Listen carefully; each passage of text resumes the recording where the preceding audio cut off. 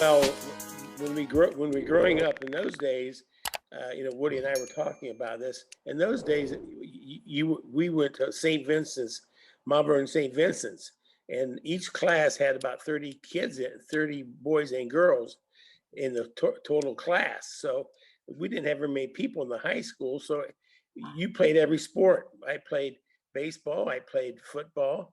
I ran track, and then I did basketball and track and baseball, and so everybody played every sport. It's not like today where you pick a sport out and you're with that sport all year round, lifting weights, running, or whatever it is. So your time was spent just during that season for each sport.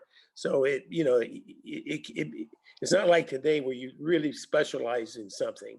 You had to specialize in everything in those days. So I played basketball, and I was looking. And I don't want to brag or nothing because I wasn't that great a basketball player. But I look back when I was a freshman. Linda and I, my wife, were looking at it, and they said you made all conference as a sophomore. Hell, I can't remember that, because we played. We in those days, every town was a little town, and we had a league like Amity and Bladensburg. These towns were about as big as 3 buildings. And they had a little school, and it was big rivalries. And Tom, where was this? What are we talking about? This was what in area? Ohio. This is in Ohio, Central Ohio. Okay. And so everybody played all the sports.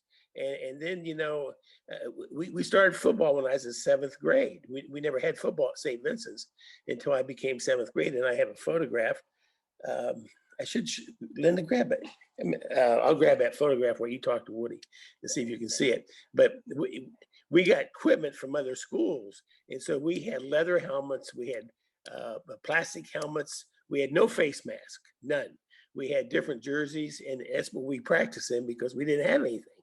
And then they got game jerseys, and we had a hell of a football team. I mean, we had some good tough kids, and that's when we started football at St. Vincent's. And Jimmy had never played football either, and so I started playing football, and then as time went on, I played basketball, and like I said, I played baseball, and I ran track, and then football came about, and I played pretty good football, and Woody went on to Kenyon College, and he was there, and it's a very tough academic school, and Woody went there, and he did well, but he struggled a little bit, and my dad says, boy, if he's struggling, those other 2 guys will have a hell of a time. So I went off to military school my junior year in Augusta Military Academy. And Tom, what year would this have been? This would have been, what year would that be, Linda? 65. It would be about 1960, 62, 61. So I went down there, and I played all 4 sports down there. And I started out in football, and then I did well in football. And I ran track. I played baseball, and I was I was the best basketball player because that's what we had at St. Vincent's. We were mainly basketball.